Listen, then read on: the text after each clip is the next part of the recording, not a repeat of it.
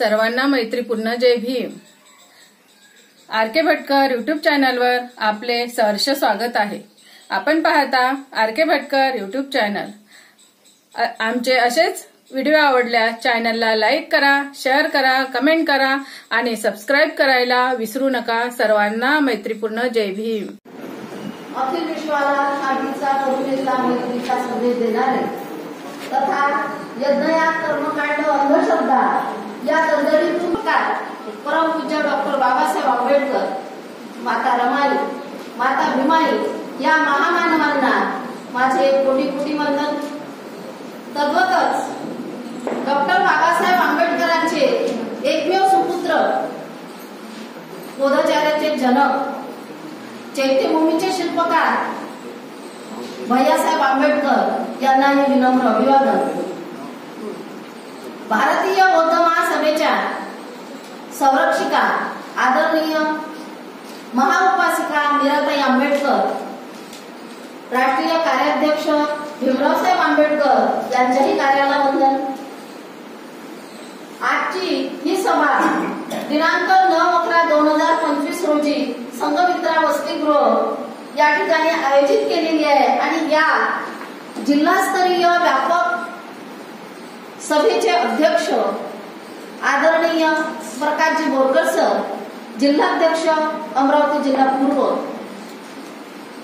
त्याचप्रमाणे आजच्या या सभेला सखोल असं, विस्तृत असं मार्गदर्शन करण्यासाठी उपस्थित असलेले आजचे प्रमुख मार्गदर्शक आदरणीय विजयकुमारजी चोरपगार सर, राज्य संघटक भारतीय बौद्ध महासभा महाराष्ट्र राज्य सरचिटणीस आदरणीय विद्याताई आणि जे उत्कृष्ट असं संचालन करत आहेत जिल्ह्याचे सरचिटणीस तिडके सर, यांनाही माझा सन्मानपूर्वक जय भीम। त्याचप्रमाणे अमरावती जिल्ह्यातील सर्व पदाधिकारी, महिला व पुरुष सर्व पदाधिकारी, महानगरचे सर्व पदाधिकारी महिला व पुरुष, अमरावती जिल्ह्यातील महिला शाखेच्या सर्व कार्यकारिणीतील सर्व सदस्य, गावातून आलेले, तालुक्यातून उपस्थित असलेले सर्व सदस्य, या सर्वांना माझा सन्मानाचा जय भीम। आज आपण एका महत्वाच्या सभेकरिता इथे उपस्थित झालेलो आहे। बाबासाहेब म्हणत होते की जे आपला इतिहास विसरतात ते इतिहास घडवू शकत नाही। खरोखर आज जर आपण इथली उपस्थिती पाहिली तर खेदाची गोष्ट आहे। हे मी प्रथमतः माझ्या नजरेस आलेली गोष्ट इथे नमूद करते। आदरणीय चोरपगार सर राज्याचे पदाधिकारी आहेत, राज्य संघटक आहेत, परंतु दिनांक 3 नोव्हेंबर पासून ते सतत या गोष्टीचा पाठपुरावा करत आहेत, दिवस रात्र काम करत आहेत। परंतु आज खेदानं म्हणावं लागतं की आम्ही त्यांच्या या प्रयत्नांना योग्य न्याय देऊ शकलो नाही। असो, डॉक्टर बाबासाहेब आंबेडकरांनी स्थापित केलेली भारतीय बौद्ध महासभा आमची मातृ संघटना आणि ही घराघरात पोहोचली पाहिजे यासाठी ही आजची सभा। कारण भारतीय बौद्ध महासभा ही आमची संस्था आहे आणि ही आमची माय, ही घराघरात पोहोचवणं बौद्धांचं आद्य कर्तव्य आहे आणि त्यासाठी ही अशी व्यापक सभा आज इथे आयोजित केलेली आहे।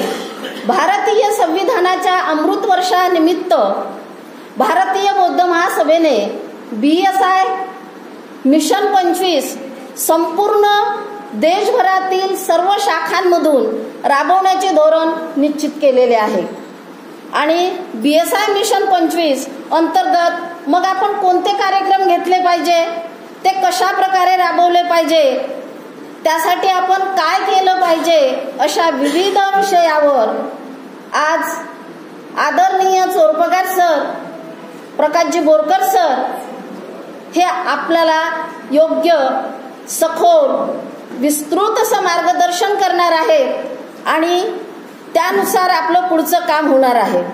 जेणेकरून आपण आपलं काम योग्य रीतीने, योग्य मार्गाने, अधिक चांगल्या प्रकारे, प्रभावीपणे करू शकू, यासाठी ही आजची सभा आयोजित केलेली आहे.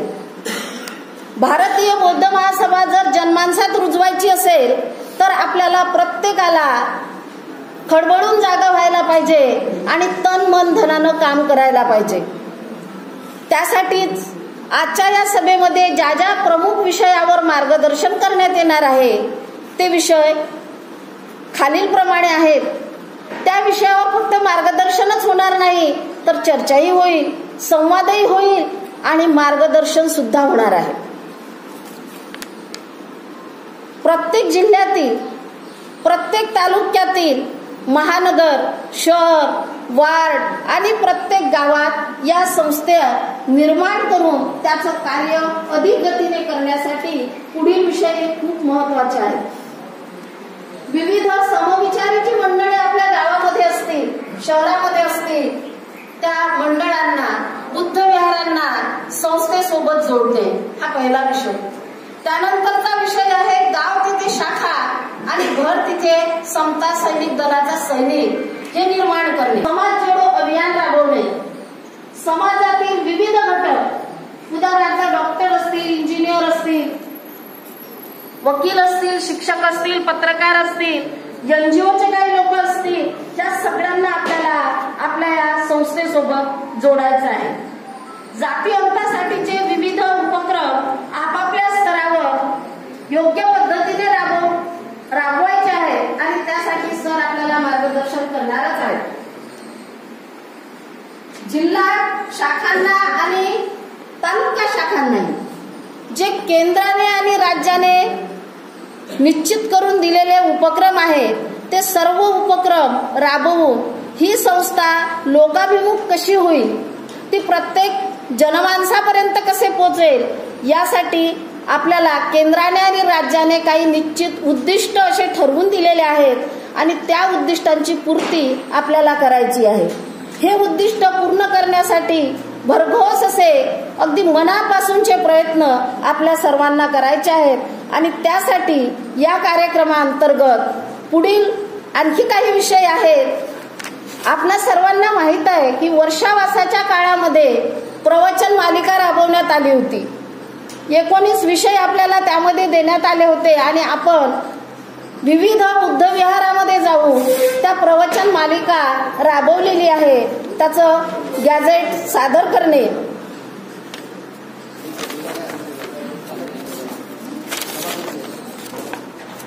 त्यानंतर माहे सप्टेंबर 2025 अखेरचा करण्यात येणार आहे. जिल्हा तालुका शाखांचे बँक खाते काढले आहे का, ते अपडेट आहेत का, आयोजन करायचं आहे आणि त्यासाठीची जबाबदारी. 3 प्रकारचे सभासद असतात: आजीवन सभासद, क्रियाशील सभासद आणि साधारण सभासद. त्याचा सुद्धा आढावा घेण्यात येऊन सभासद नोंदणी कशी मार्गदर्शन होणार आहे त्याचा आढावा घेण्यात येणार आहे. त्याचप्रमाणे पर्यटन विभागासाठी बुद्धमय पर्यटन आणि महाराष्ट्र पर्यटन काढून त्यासंबंधीचं नियोजन सुद्धा करायचं आहे. दर रविवारी प्रत्येक गावामध्ये वंदना सुत्त पठण कसं होईल यासाठी सुद्धा प्रयत्न करायचे आहेत. बडनेरा शहरामध्ये गेल्या 8 वर्षापासून हा उपक्रम यशस्वीरित्या राबवण्यात येत आहे. अमरावती शहरामध्ये सुद्धा जिल्हा पातळीवर या वर्षापासून तो उपक्रम सुरू झालेला आहे. धामणगाव तालुका, चांदुरडे तालुका इथे सुद्धा हे कार्यक्रम आयोजित होतात. परंतु एवढ्यानेच भागणार नाही तर आपल्याला याची गती, याचं परिणामकारकता वाढवावी लागेल आणि हे प्रत्येक गावामध्ये कसं होईल यासाठी सुद्धा प्रयत्न करावे लागतील आणि हे अभियान प्रत्येक गावामध्ये राबवण्यासाठी आपले तालुका पातळीवरचे जे सदस्य असतील त्यांना सुद्धा त्यामध्ये सहभागी व्हावे लागेल आणि त्यासाठी तालुका पदाधिकारी यांना गावं सुद्धा निश्चित करून द्यावे लागतील. जिल्हा पदाधिकाऱ्यांना सुद्धा गावं निश्चित करून द्यावी लागतील. जिल्हा शाखेद्वारा जिल्हास्तरीय व्यवसाय मार्गदर्शन शिबिर राबवायचं आहे.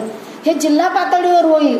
जे आपले स्टुडंट असतात, 12वी झालेले, ग्रॅज्युएशन झालेले, काही ITI झालेले असतील, या मुलांसाठी, या विद्यार्थ्यांसाठी व्यवसाय मार्गदर्शन शिबिर हे सुद्धा जिल्हा स्तरावर आयोजित करायचं आहे.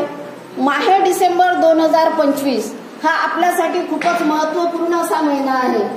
वर्षाचा शेवट जरी असला तरी आपल्यासाठी मात्र या डिसेंबर महिन्यामध्ये 2 महत्वाच्या घटना घडलेल्या आहेत ज्या की आमच्या जिव्हाळ्याच्या आहेत.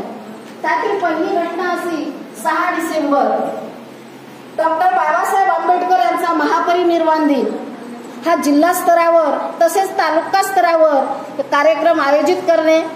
त्याचप्रमाणे दुसरी महत्वपूर्ण घटना 12 डिसेंबर बाबासाहेबांचे एकुलते एक सुपुत्र आणि भारतीय बौद्ध महासभेचे द्वितीय अध्यक्ष भैयासाहेब आंबेडकर यांची 113वी जयंती आहे. त्यामुळे डॉक्टर बाबासाहेब आंबेडकर यांचा महापरिनिर्वाण दिन आणि भैयासाहेब आंबेडकर यांची जयंती हे दोन्ही कार्यक्रम जिल्हा स्तरावर आणि तालुका स्तरावर आयोजित करायचे आहेत.